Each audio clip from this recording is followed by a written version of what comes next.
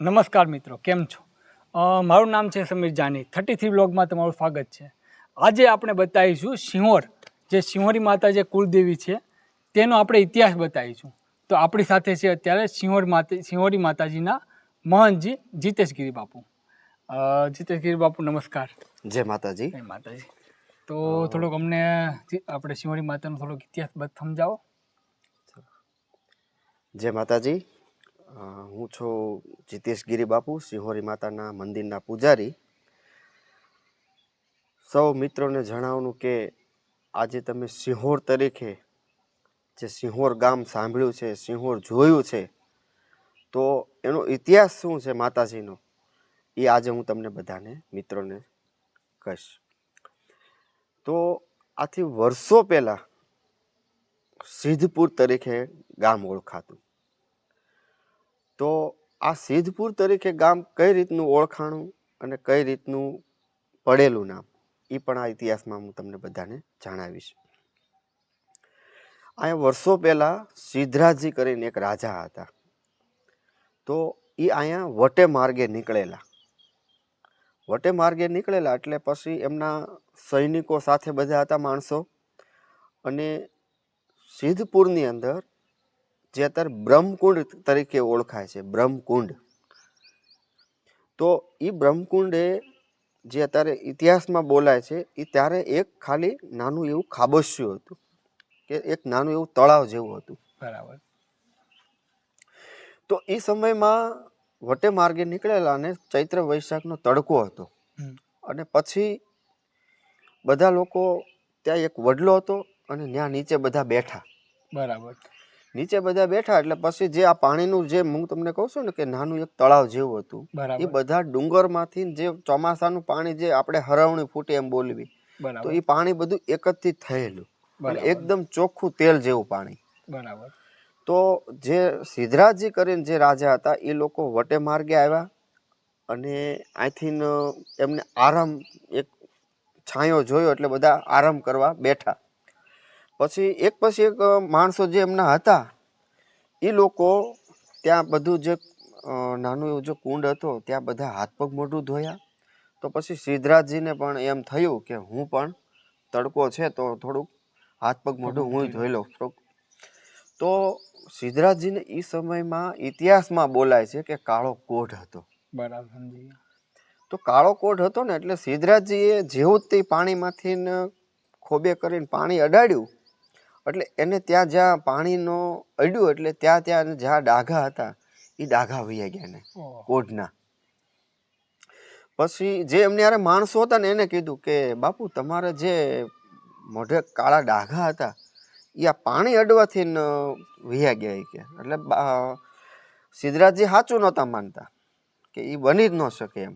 બરાબર. કે કોઈ અહીંયા દેવસ્થાન નથી, કોઈ મૂર્તિ નથી કે કોઈ મંદિર નથી, ખાલી પાણી ભરેલું તો આ પાણીની અંદર કઈ રીતનો એવો ચમત્કાર હોય. બરાબર. એટલે પોતે તો મોઢું ન જોઈએ કે બીજા કહીએ તો સાચું માને. પછી એને પોતે હાથ પગ મોઢું ધોયા. બરાબર. એટલે તરત જ એને વિશ્વાસ આવ્યો કે ના ના ભાઈ, આ પાણીની અંદર કાંક શક્તિ છે, કાંક આ ભૂમિ પાવન છે. બરાબર. પછી એને બધા જ વસ્ત્રો ઉતારીને એને આખું સ્નાન કરી લીધું. એટલે એને આખા શરીરમાં કોઢ હુઈ ગયો. બરાબર. કોઢ હુઈ ગયો એટલે અંદરથી એને એક વિચાર આવ્યો કે જો મને આ પાણી અડવાથી જો મારા શરીરની અંદર જો ડાઘ વયા જતા હોય તો આ પાણી અડવાથી તો પાપ તો ક્યાંય નાપ થઈ જાય. બરાબર છે. પાપ તો હાવ ધોવાઈ જ જાય એમ કે જે કાંઈ કર્મ આપણે કર્યા હોય. જો મારા શરીરના કોઢ અહીંથી વહી ગયા હોય આ પાણીથી, તો આ પાણીથી જે કોઈ સ્નાન કરશે તો એના પાપ ધોવાઈ જશે. બરાબર.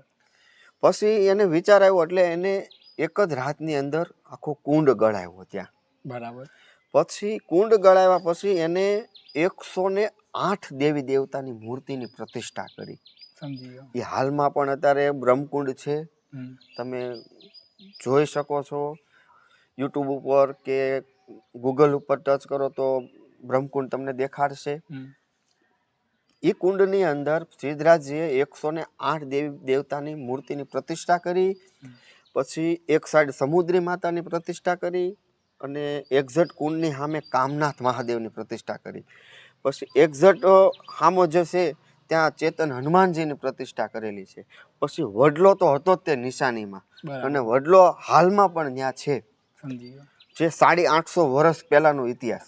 ઓહો, પછી આપણે જે અત્યારે 84 બોલવી છે એવી, બરાબર, કે આપણે જે બ્રાહ્મણો આપણે જે કહેવી ને કે શિવના મંદિરે 84 છે, 84 છે, બરાબર, તો અત્યારે આપણે ખાલી 84 બોલી શકવી, પણ હકીકત 84 કોને કહેવાય?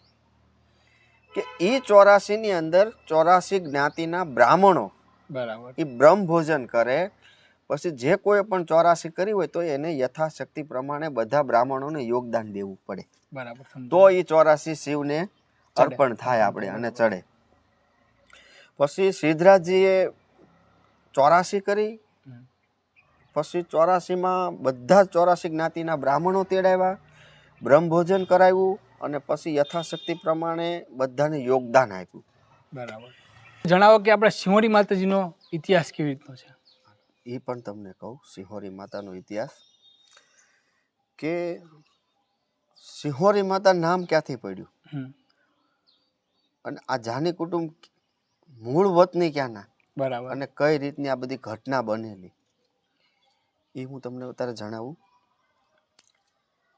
કે આપણે બ્રહ્મકુંડની વિશે વાત કરી બધી, બરાબર, અને તો જે સિદ્ધરાજજીએ 84 કરી, બરાબર, એમાં બધા જ બ્રાહ્મણો, આપણે આ 84 જ્ઞાતિના બ્રાહ્મણો તેડાવ્યા, યથાશક્તિ પ્રમાણે બધાને યોગદાન આપ્યું.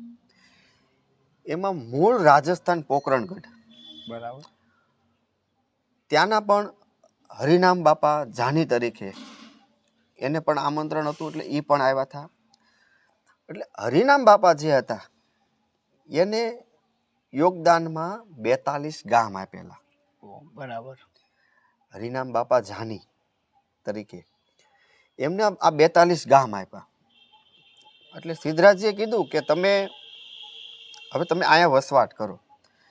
એટલે હરિનામ બાપા કીધું કે ભાઈ મારો પરિવાર બધો તો મૂળ રાજસ્થાનના અમે છે, બરાબર, એટલે અમારો પરિવાર તો બધો ત્યાં છે એમ, મારા સગા સંબંધી બધા ત્યાં છે, હું તો એક આમંત્રણના હિસાબે આવેલો છું તમારા. તો કે ના દાદા, તમે હવે અહીં વસવાટ કરો અને એક ઇતિહાસ અહીંયા રચવો બરાબર, આ ભૂમિ ઉપર. પછી સિદ્ધરાજજીનું દાદાએ માન રાખ્યું કે કાંઈ વાંધો નહીં, હું સ્વીકારી લઉં તમે જે કાંઈ યોગદાન મને આપશો એમાંથી. એટલે દાદાને 42 ગામ જે આપ્યા, એ 42 ગામમાં હરિનામ બાપા સિવાય કોઈ જઈ ન શકે. કઈ રીતના? કે હોમ હવન કે સારું મોળું જે કાંઈ કાર્ય આપણા જે બ્રાહ્મણોમાં આવે છે એ હરિનામ બાપા જ કરી શકે. સમજી ગયો. અથવા હરિનામ બાપા ન હોય તો એમને કોઈ હરિનામ બાપાના પરિવારમાંથી જઈ શકે, બરાબર, જાની કુટુંબમાંથી. પણ બોલા હરિનામ બાપાના 42 ગામ જ તે. બરાબર, પછી સમય જતા હરિનામ બાપાના દીકરા માલજી બાપા, હમ, માલજી દાદા, એને બહુ ઘણા સમયે દીકરીનો જન્મ થયો એમ ઇતિહાસમાં એમ બોલે છે. પછી એ જ્યાં દીકરીનો જન્મ થયો એ આ ખુદ માતાજી જે અત્યારે સિંહોરી માતા તરીકે તમે લોકો જે પૂજો છો. બરાબર, અને એ સમયમાં મર્યાદા બહુ હતી.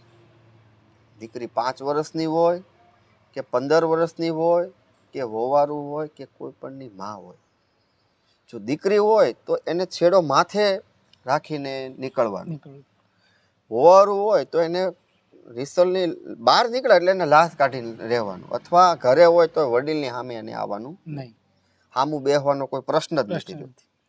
તો એ સમયમાં આટલી મહાન મર્યાદા એમ, અને મર્યાદા ખૂબ મર્યાદા એમ કે વડીલ કોઈ હાલ્યા આવતા હોય તો વોવારુંને એની સામે ન હલાતું, એને એક સાઈડ બેહીને લાજનો ઘૂંઘટો કાઢીને બેસી જવું પડતું. બરાબર, આટલી બધી મર્યાદા. સમય જતા સિદ્ધપુરમાંથી સિંહપુર થયું, સિંહપુરમાંથી સરસ્વતીપુર થયું. બરાબર, સરસ્વતીપુર હુલા થયું કે આખું બ્રાહ્મણોનું ગામ હતું. બરાબર, આ ગામની અંદર નવનાથ સિદ્ધ 84 છે. આ છોટા કાશી તરીકે ઓળખાય છે આ ગામ. તો એ સમયમાં સરસ્વતીપુર ગામનું નામ બન્યું. શું લેવા કે બ્રાહ્મણોનું ગામ હતું, એટલે અહીંયા સરસ્વતી વસેલી છે એમ.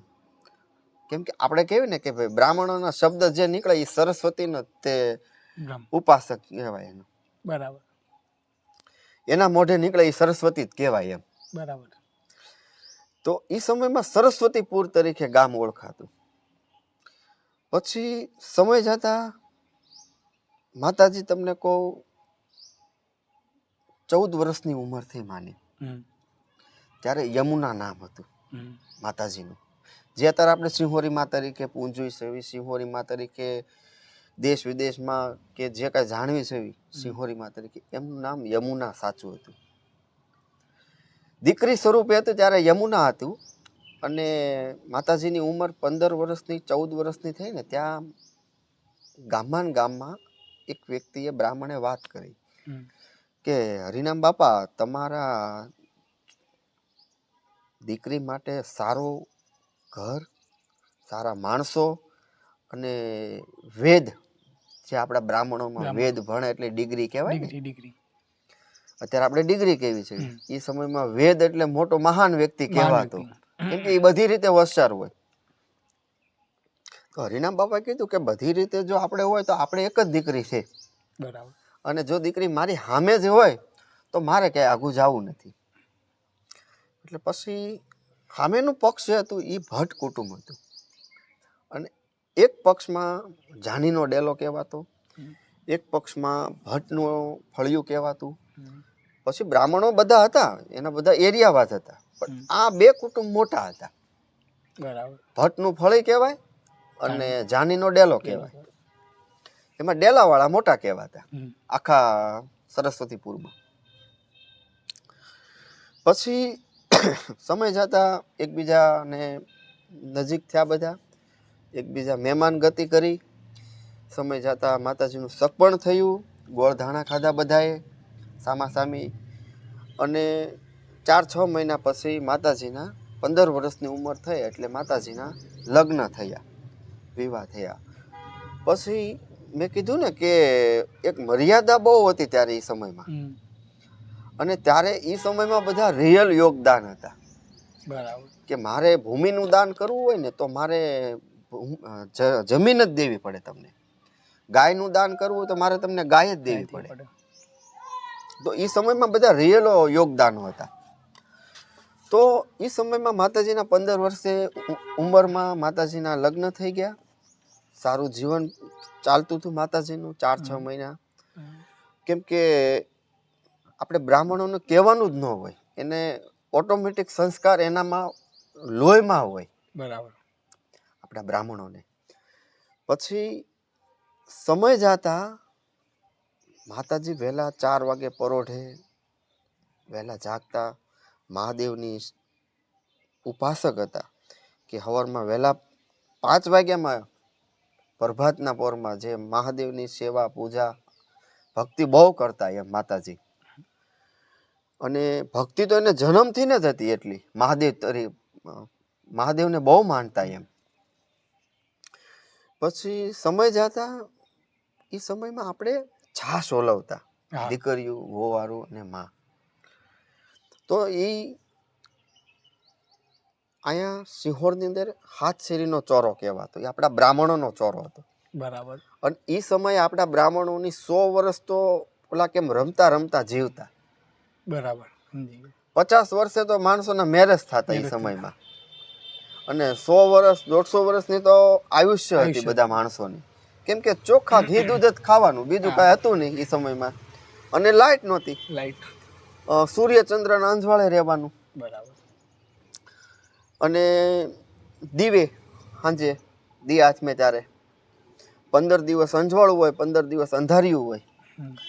એમાં સમય જતા માતાજી એક દિવસ એવો આવ્યો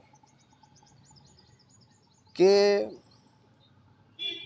માતાજી છાશ ઓલવતા હતા ઓસરીના કોરે, અને માતાજીનું સ્વરૂપ બહુ તેજસ્વી હતું. આપણે કેમ અત્યારે સૂર્યની સામે ન જોઈએ કે ભગવાનની સામે, એટલું માતાજીનું તેજ એમ. ઓટોમેટિક નવદુર્ગાનું સ્વરૂપ હતું, માં જગદંબા હતી. પછી તમને કહું, માતાજીના આપણે દીકરીને બે જ વસ્તુની શોભા હોય, એક નાકના નથ અને શોભામાં વાળ. હમ. આ બે વસ્તુ દીકરીને બેમાંથી એક વસ્તુ ન હોય તો એ ખંડિત ગણાતી એ સમયમાં. બરાબર. પછી સમય જતા 4-6 મહિના થયા એટલે માતાજી છાશ ઓલવતા હતા. હમ. વહેલા પ્રભાતનો પોર હતો, પૂનમની રાત હતી, અને ત્યારે ચંદ્રનું એટલું સાહેબ અંજવાળું કે ટ્યુબલાઇટની તમારે જરૂર ન પડે એ સમયમાં. બરાબર. એટલું ચંદ્રનું અંજવાળું એમ. પછી માતાજી છાશ ઓલવતા ઓલવતા માતાજીનો છેડો પડી ગયો, ઓઢણું પડી ગયું માતાજીનું. ઓઢણું પડી ગયું એટલે માતાજીના છૂટા વાળ હતા, અને માતાજી તો છાશમાં જ મદન થઈ ગયેલા હતા, છાશ ઓલવવા માટે. એટલે એ જે હાથ શેરીનો ચોરો છે તો ત્યાં બધા વડીલો બે હતા. બરાબર. હવે આ ઘટના જે નીચે બની, માતાજીનું જે ઓઢણું નીચે પડી ગયું, માતાજી તો છાશમાં જ મદન થઈ ગયેલા હતા, છાશ ઓલવવા માટે. કેમ કે જેમ છાશ ઓલે એમ શરીર તમને કહો આખું આપણું કેમ અત્યારે આપણે કસરત કરવી એમ. હા, તો એટલામાં ઓલા થઈ ગયા માતાજી છાશના ઓલામાં ઓલવવામાં. તો એ ચોરે તમને કહું ગઢિયાની બદલે યુવાન છોકરાઓ બેઠેલા. બરાબર. અને એ આ દ્રશ્ય જોઈ ગયેલા. સમજી ગયા. એટલે એ જે 5-7 જે છોકરાઓ હતા એ લોકો અંદરો અંદર વાતું કરવા માંડ્યા કે આ કોનું ઘર છે, અને એના ઘરની અંદર આટલી બધી છૂટછાટ, કોઈ માન મર્યાદા છે કે નહીં, આ દીકરી છે કે વવારું છે કે માં છે, કે એના ઘરની અંદર એટલી છૂટછાટ કે આ ઓસરીના કોરે કે છૂટો પાલવે અને માથે ઓઢણું પણ નથી અને છૂટા વાળ આ છાશ ઓલવે છે, તો આને કોઈ ઘરની અંદર કોઈ કહેવા વાળું નથી, કોઈ વડીલ નથી આ ઘરની અંદર. ત્યાં એમના પતિદેવ પસાર થયા માતાજીના. બરાબર. ગજાનન, એનું નામ ગજાનન હતું. એટલે ગજાનન ત્યાંથી પસાર થયા એટલે એને પેલા સાંભળ્યું, પછી જોયું એટલે પછી તરત જ નજર એના ઘર ઉપર ગઈ, એ ચોરા ઉપરથી, કે આ લોકો તો મારા જ ઘરની વાતો કરે છે અને મારા જ ઘરનાની વાતો કરે છે. પછી એને તો એટલો ક્રોધિત થઈ ગયો, કેમ કે આ દ્રશ્ય જોયું ને એટલે આમ અંદર એક કાળ એક આવી ગયો અંદર, કે ઓહો, કે મારા ઘરની વાતો થવા મળી એમ. પછી તરત જ તે ઈ હાથશીરીના ચોરાના 150 પગથિયા છે, ત્યાંથી નીચે ઉતરીને ઓસરીના કોર, આપણે ઓસરી જે હોય ને ત્યાં મેણ કટાર કેવી આપણે, તો ત્યાં ઓસરીમાં કટાર લગાડેલી હતી શોમાં. તો એ કટાર કાઢીને અને એટલો ક્રોધ બની ગયો હતો શરીરની અંદર, ક્રોધ અને કાળ, કે ને કે કાળ 1 સેકન્ડનો જ હોય અને એ શું કરે એનું કાંઈ નક્કી નહીં. તો એ કટાર કાઢીને માતાજીની જે 2 શોભા વસ્તુ હતી એને ખંડિત કરી નાખી. એક શોભામાં નથનું નાક અને શોભાના વાળ, આ 2 વસ્તુ એને ખંડિત કરી નાખી. ખંડિત કરી નાખી એટલે માતાજી પડી ગયા એટલે માતાજી એટલું ખાલી બોલ્યા કે મારો શું વાંક, મારો શું ગુનો છે કે આ જે મારી 2 વસ્તુ શોભા હતી તમે ખંડિત કરી નાખી. એટલે તરત જ હજી ત્રીજો ઘા કરવા જાય એટલે માતાજી ત્યાંથી નીકળી ગયા, અને ગામમાં પીર્યું હતું ને ગામમાં સાસર્યું હતું. એટલે માતાજી તરત નીકળી ગયા એટલે અધવશ્ય આવતા માતાજી એક ઝાડના નીચે પડી ગયા, બેભાન હાલતમાં થઈ ગયા. એમાં જાની કુટુંબના લોકો વટે માર્ગે ક્યાંક નીકળેલા હટાણું કરવા, અને ગાડું લઈને નીકળેલા. પાછળની સાઈડ બૈરા બેઠેલા ને આગળ પુરુષો બેઠા હતા. એટલે પુરુષોની નજર ત્યાં આમની ઉપર ગઈ, માતાજી ઉપર. બેભાન હાલતમાં ઊંધા પડેલા હતા એટલે જોયું કે ભાઈ કોઈક દીકરી બેભાન હાલતમાં દેખાય છે, કેમ કે એ સમયે હજી તો સૂર્ય ઉદય થયો નહોતો. બરાબર. એટલે જોયું એટલે પછી તરત બૈરાવને કીધું કે તમે લોકો જાઓ તો કોણ છે, શું થયું છે, શું હાલત છે જોવો તો. એટલે હજી તો આમ ઉચકાવીને જોવે ત્યાં તો કે આ તો આપણે યમુના છે, કે આ તો હરિનામ બાપાની દીકરી. એટલે તરત જ પુરુષો બધા દોડીને ગયા, દીકરીને બધાએ તેડીને ગાડામાં લઈ આવ્યા, ઘરે લાવ્યા. ઘરે લાવતા હરિનામ બાપાના આશીર્વાદથી માતાજી 2 ભાનમાં હતા. એટલે ભાનમાં આવ્યા એટલે માતાજીને પૂછ્યું આ શું બટા, આ તારી હાલત કોને આવી કરી? કે જે તારી વસ્તુ શોભા હતી એ જ વસ્તુ ખંડિત થઈ એમ. હમ. એટલે કે દાદા મારી તો કોઈ વાંક નહોતી, હું તો છાશ ઉલવતી હતી, પણ મારા પતિદેવ ગુસ્સે આવીને મારી જે બે વસ્તુની શોભા હતી બાપુજી મારી ખંડિત કરી નાખી. હમ. તો કે શું કારણે? તો કે બાપુ મેં એને પૂછ્યું તો એને મને એટલું કીધું કે તે મારા ઘરની માન મર્યાદા કેમ મૂકી દીધી, તારા સ્વરૂપનો તને એટલું બધું અભિમાન આવી ગયું એમ. હમ. એટલે બાપુ મેં એટલા પ્રશ્ન કર્યો એટલે એને મને હામો પાસો પહાર કરવાની કોશિશ કરી. હમ. એટલે તરત હું ત્યાંથી નીકળી ગયા માતાજી. હમ. આવતા મારા વચ્ચે બે ભાન હાલત થઈ ગઈ બાપુજી.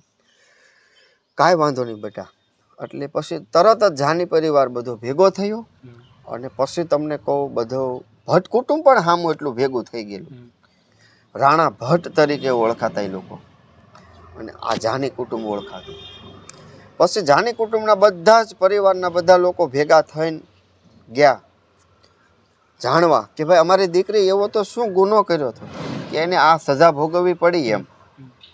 કાંઈ ગુનો હતો તો અમને વાત કરવી હતી તમારે, અમારી ડાયરેક્ટ તમે દીકરીને ઉપર આવો અત્યાચાર કર્યો એમ. એ લોકો વાતચીત કરવા એ માટે થતા હતા. તો હજી ત્યાં પોગે ન પોગે, હજી લોકોના ભટ્ટફળીમાં જાય ન જાય એ પહેલાં રાણા ભટ્ટ કુટુંબે જાની કુટુંબ ઉપર આખો એક યુદ્ધ ચાલુ કરી દીધું અંદરો અંદર. પછી તો જાની કુટુંબે અંદર એ લોકો ઓચિંતાનો ઘા કર્યો એટલે જાની કુટુંબે પછી તમને કહું ઘા કર્યો.